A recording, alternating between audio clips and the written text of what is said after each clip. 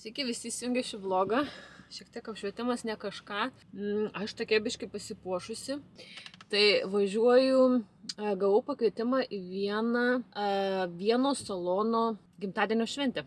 Salonas vadinasi Studio Figūra ir ten yra tie roll shaperiai. Kaip pasakyti, tokie didžiuliai aparatai, kur sukasi tokie mediniai rutuliukai ir ten tiesiog kaip limfodrenažą atliekantis. Bet gavau pakvietimą, 15 metų gimtadienis, tai važiuojam kartu. Aišku, kaip į gimtadienį be gėlyčių. Reikėjo pasimti vandens, sportinę aprangą, nes galės išbandyti tuos rolsus, nes aš niekada jų bandžiusi, bet jeigu patiks, gal ir pradėsiu lankyti, ką čia gali žinoti.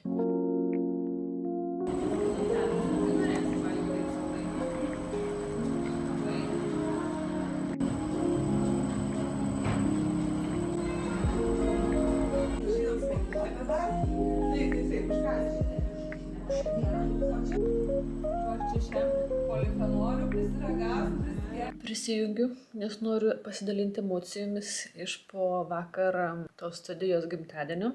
Nežinau, kiek aš jums parodžiau ko, nes filmavau ir Instagramui, tiesiog Reelsą norėjau padaryti. Ir dažnai yra sunku filmuoti ir Instagramui, ir šiaip YouTube'ui, nes, žinot, kamerą Instagramui reikia taip laikyti, o telefono, o YouTube'ui taip reikia laikyti. Tai nežinau, kiek prifilmavau, kiek ne, bet žodžiu, bendroje esmėje buvo labai faina.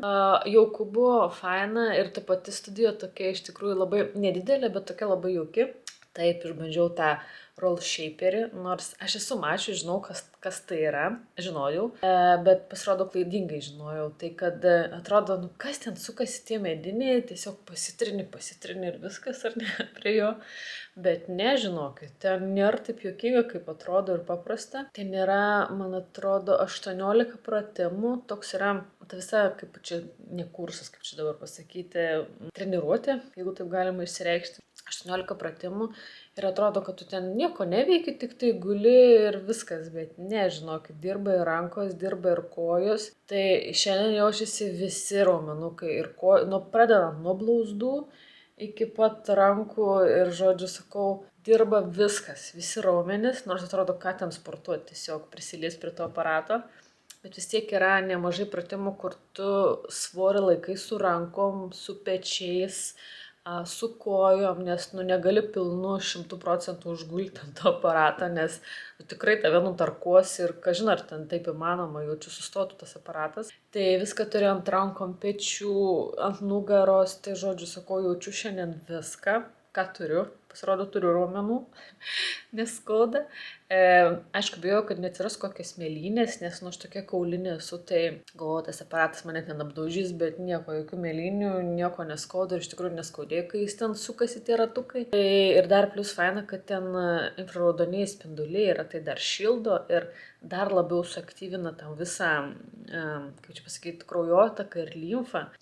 Ir visi pratimai daromi iš eilės, ten pradedama nuo pėdų, blauzdo, šlaunis, viskas eina į viršų, nes limfa taip ir teka, ar ne? Čia kadangi, kaip sakau, limfodrenažinis masažas toks gaunasi, kadangi limfa teka į viršų, ta limfmazgiai čia yra, kirkšnyse yra, pažastyse yra, tai viską reikia suaktyvinti į viršų ir taip toliau.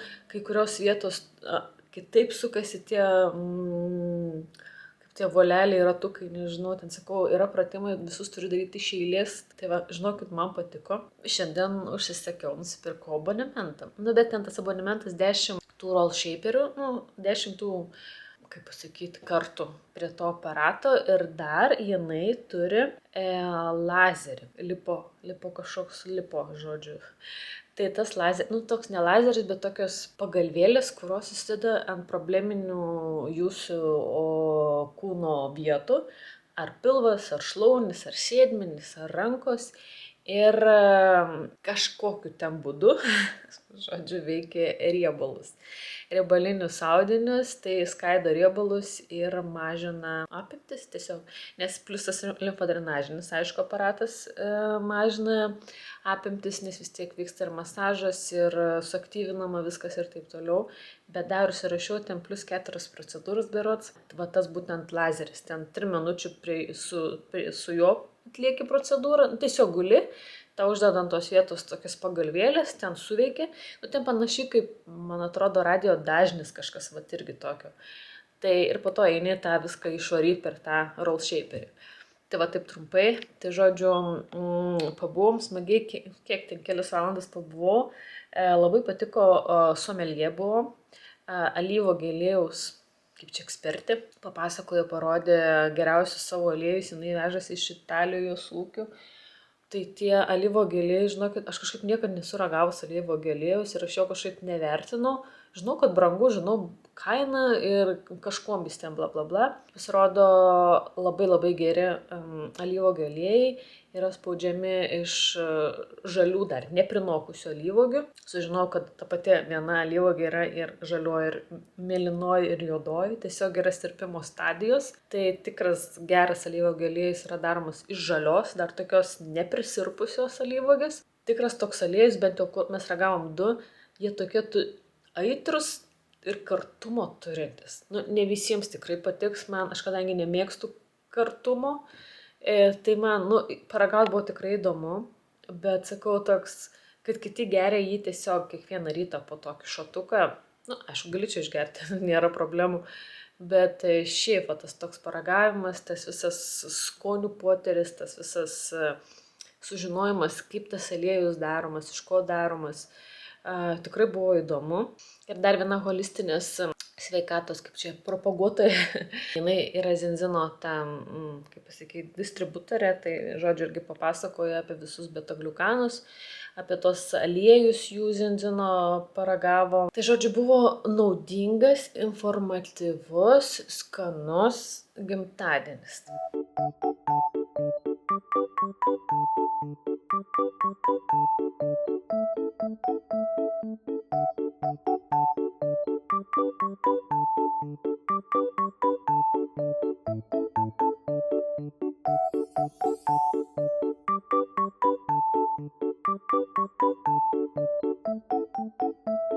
Žinokit, aš negaliu patikėti savim, kad aš pradėjau jau rūpintis dovanomis kalėdinėmis artimiesiems.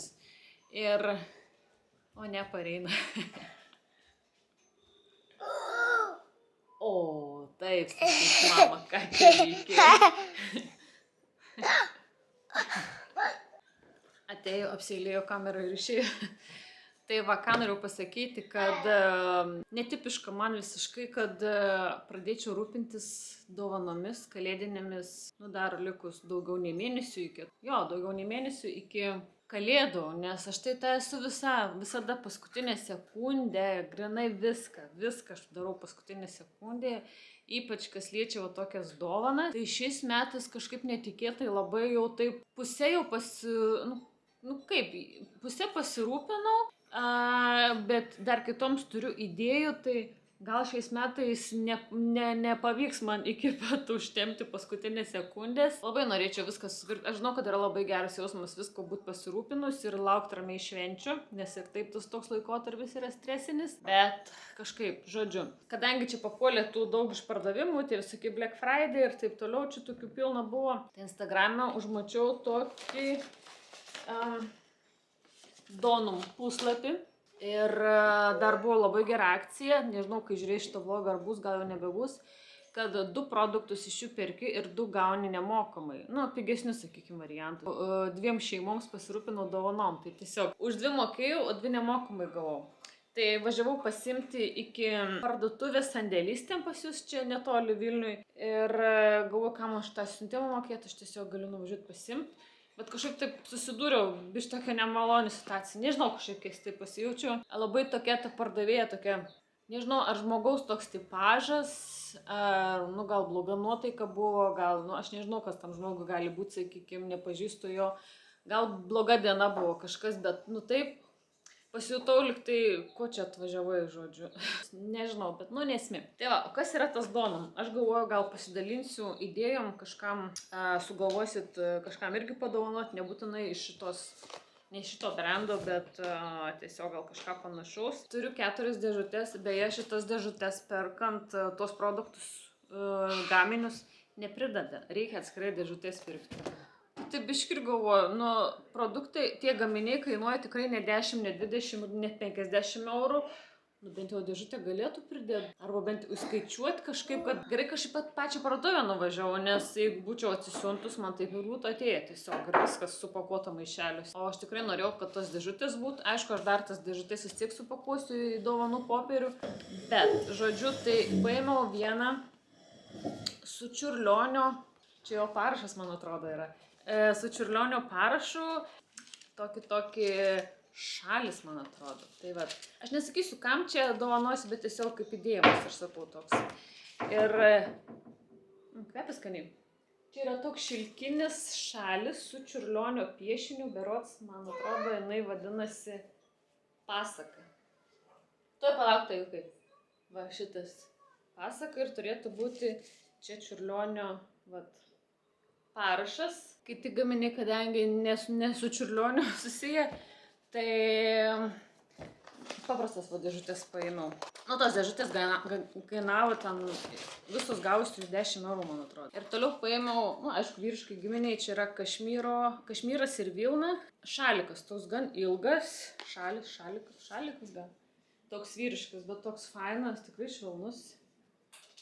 Ilgas, čia, man atrodo, 1,85 m gal, nežinau, bet va žodžiu.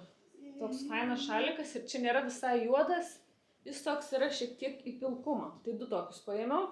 O kitas dalykas, čia man atrodo, kitas dalykas, tai dabar labai populiaru, šilkinis pagalvis užvalkalas. Aišku, gal ir keista dovanoti šeimai, sakykime, vat, vieną užvalkalą, nu čia šeimos nariui. Bet atiems vyrams nereikia ant šilko gulėti.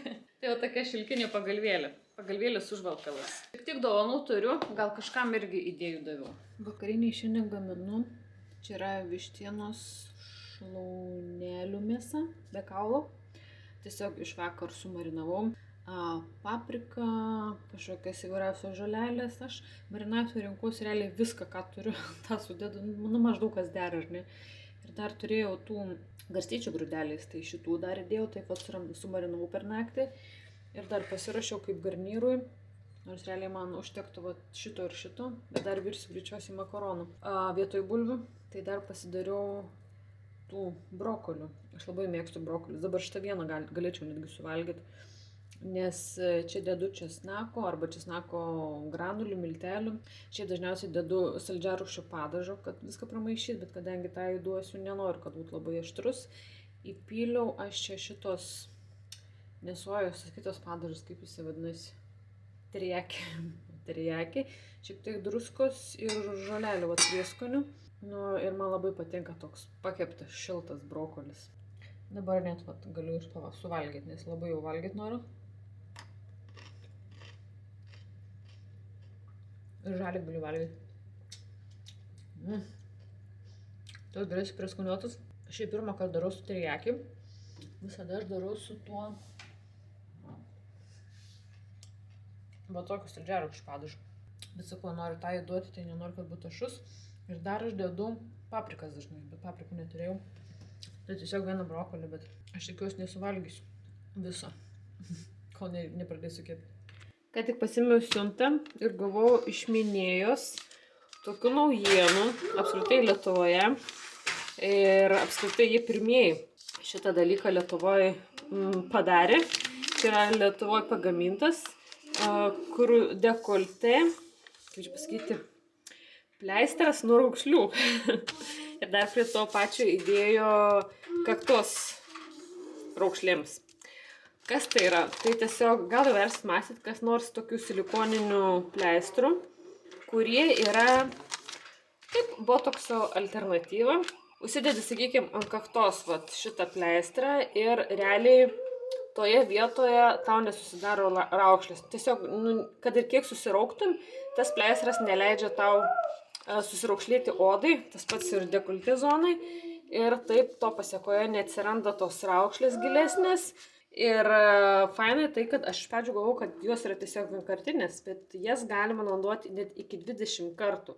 Tiesiog nakčiai užsidedi, ryte nusiimi, nuplauni švariai ir leidi tiesiog paprastai išdžiūti ir kitą vakarą vėl užsidedi.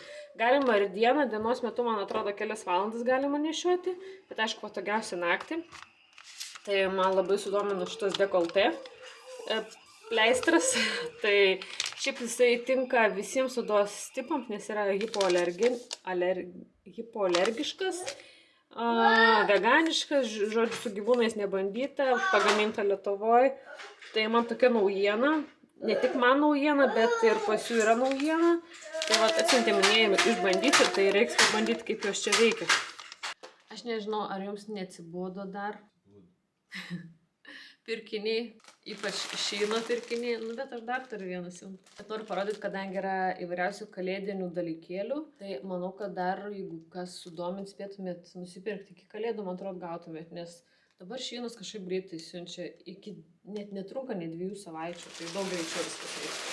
Nu, čia ne kalėdoms, bet dantų tie apsauginiai tokie, man patinka, kai ant dantų šepetėlį yra uždėti šitie. Po to pasėmiau, wow. Čia yra tie vokai, tiesiog siuntimui Vintedui 50 vienetų. Nu, užsipirkau šį kartą, nes labai kažkaip greit baigėsi. Tai turėsiu čia, va tiesiog paprastas, kaip polietileninis vokas. Toliau užsisakiau, koks mažiukas.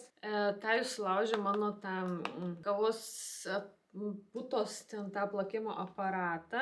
Tai atrodo taip visai prabangiai. Jeigu aišku ir šito nesulaužys. Tų komentatorių. Toks prabangiau atrodantis. To nusipirkau, galvoju, kažką namuose tokio kalėdiško vaibų įnešti, ar ne.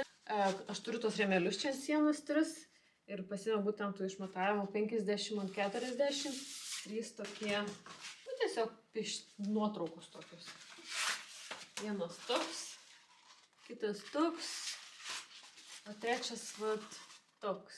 Toliau nusipirkau tokių, čia ne visai kaip dovanų pakavimo popierius, bet tiesiog kur kartais deda į dėžutes, ar ne, tas toks kaip plonas toks popieriukas, bet aš galvojau su juo tiesiog dovanų supakuoti.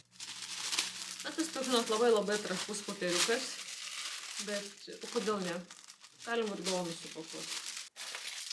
Toliau pasiėmiau ant eglutės, galvau bus didesni tokie, man patinka kažkaip tokio stiklo, kažkokie gaminukai pakabinti ant eglės, labai gražiai atrodo, ypač kai įsijungi girliandos, tas toks mirgėjimus labai gražus. Čia tokie mažiukai burbuliukai, labai maži kamoliukai. Čia norėjau padaryti, irgi turiu tokią idėją, bet nežinau, labai jau tokie mažyčiai tie. Galvojau, bus šiek tiek didesni. Aš kažkada dariau ant eglės tokiais dideliais burbuliukais, tokius kaip lašelius nuleidau, tai gražiai atrodė. Bet čia tokie, kažin, kaip atrodys. Kas čia net nežinau. Stikliniai šiaudeliai. Kažkoks deficitas yra nusipirkti šiaudelius tiesiog. Tajus stiklinių sudaužė visus. Tai pasiėmiau vėl stiklinių. Nu, aš turiu ir plastikinių. Įskė radau kažkaip netikėtai pasitaikė. Bet čia yra 6 3 formų. 3 tokie lenkti, 3 tokie tiesus. Ir dar šepetėlis praplovimui. Aišku, kaip be snaigių. Tai čia tokios 3D snaigės, kurias kabinsiu ant lango. Čia yra specialūs laikikliai. Nu, toks prisiklijuoja ir kad užkabinti nuleisti, sakykime, tą pačią snaigį. Tada, čia siurblio mūsų robotų filtrus. Radau, tikiuosi tiks iš dydžio. Filtrai ir dulkių siurblio maišiukai irgi, būtent tą mūsų robotui. Čia dar tokių stiklinių, bet galvoju, kad bus plastikiniai, bet iš tikrųjų, man atrodo, kad stikliniai, nes tokie sunkus, irgi tokie varvekliai. O dievas toks mažas, čia į advento kalendorių toks kaip prožektorius, kuris įdedi bateriją, šviečia tamsoje visokiais paveiksliukais, tiesiog ant sienos. Daug mažas, nu, jo rankytėms kaip tik. Ir svarbiausia, ką aš užsisakiau girliandą ant eglutės. Jis yra valdoma, nu, kaip visada pultelis, ar ne? Šiais metais padarysiu taip, kad čia, žinote, labai plona vielutė ir tos LED lemputės sudėtos. Tiesiog ant kiekvienos šakelės užvynioti, kai daug užvynioju, nes čia, man atrodo, yra 120 metrų. Ir kai daug tokių smulkių lempučių blizga, labai gražiai atrodo. Tai tikiuosi, kad man pavyks tą idėją apvynioti tas visas šakeles ant eglutės. Aišku, aš ir paliksiu kitiems metams, jos nenuiminėsiu, nes tiek uždėti, tik nuimti tikrai bus reikalų. Pažiūrėsiu, ar veikia iš vis.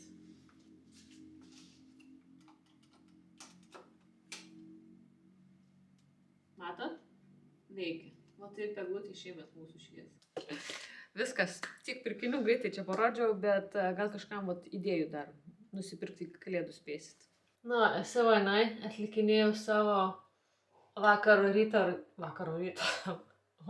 veido rutiną ir kadangi ruošiuosi miegoti ir užsidėsiu šitą minėję kaktos silikoninį pleistrą. Čia vienas bėra, nes vieną jau panaudojau, esu išsiplovus šįryt, kai atsikėliau ir palikau džiūti, tai galvoju paimsiu kitą. Jis yra daugkartinio naudojimo, aš sakiau, galima naudoti iki 20 kartų. Tai realiai 2 pleistrai viename pakelyje ir mėnesiui užtenka, daugiau nei mėnesiui. Tai va, užsidėsiu ant nakties, kad mano raukšlės nejudėtų. Gamintojas teigia, kad šitas pleistras pagerina, sakykime, kolageno gamybą, kraujo apytaką, kažką dar ten, žodžiu, aišku, kaip aš sakau, negaliu įlysti po odą ir pasakyti, ar iš tikrųjų vyksta tie procesai, ar tiesiog turiu nusiteikti, kad ten kažkas vyksta, bet aš parodysiu, kaip jisai fiziškai, tiesiog kaip matomai jisai veikia, nes aš tikrai sakau, aš esu mačius tokių pleistrų ir galvodavau, ką toks silikono gabalas kažką gali padaryti, išlyginti raukšles, bet jo esmė yra tokia, kad kai tu užsiklijuoji ant švarios odos, aš esu tik kremus pasitepusi tik iš tos vietos, o ant kaktos nieko, tik nusiprausiu ir viskas. Ir kadangi aš turiu pykčio raukšlę, turiu dažnai, kaip mimikuoju, vis tiek oda lankstosi. Ir aš dažniausiai tas mimikas darau, kai saulė kai šviečia, kai esu kažką susikaupusi, aš žiūriu kažką, klausausi tiesiog. O šitas dažniausiai padarau, kai tiesiog, arba kai dažausi blakstienas, vis tiek susikelia oda ir suraukšlėja. Tai šitas pleistras, jis neleidžia fiziškai susispausti odai, ir tame lūžio taške atsirasti raukšlėms ilgainiui, aišku, čia ne po vieno karto praeis. Tiesiog šis pleistras neleidžia judėti raumenims ir kaip leidžia judėti, bet ne tiek stipriai užlaužia odą, sakykime, kai būna, ar ne, nežinau kaip dabar suspausti. Matėte, ta mano raukšlytė tokia, kai ilgainiui aš vis tiek raukausi, susileidžiu botoksą, tai tam kartui praeina, bet tas botoksas yra laikinas tik tai keliems mėnesiams ir po to vėl pradeda raumo judėti ir pradeda ta raukšlė gilėti, ryškėti ir matosi. Tai naudojant šitą pleistrą, bent jau naktį, nežinau, aišku, naktį raukausi ar ne, truputį kreivai įsiklijavau, bet jisai neleidžia taip stipriai, jau. Aš žinau, kad jis ateis atlasvingai už tą šviesą. Todėl jisai neleidžia taip stipriai užsilaužti odai ir neatsiranda ta tokia gili raukšlė. Tajukai, ką darai? Aha, nepavyko išrinkti šviesos mamai? Ką? Palaukit. Žodžiu, greitai reikia užbaigti, nes manau, kad tu jau vėl ateis tajus kažko prašyti. Tai ką aš baigiau, kuom aš baigiau, tai kad šitas pleistras neleidžia stipriai susitraukti raumenims, užlaužti odos ir neleidžia atsirasti tos tokioms gilesniems raukšlėms, tiesiog neleidžia odai lankstytis. Tai pasakiau, ką norėjau. Tai toks jo yra toks yra veikimų principas. Gerai, viskas, atsisveikinu šitam vlogę, ačiū, kad žiūrėjot ir susitinkam sekančiam. Ate.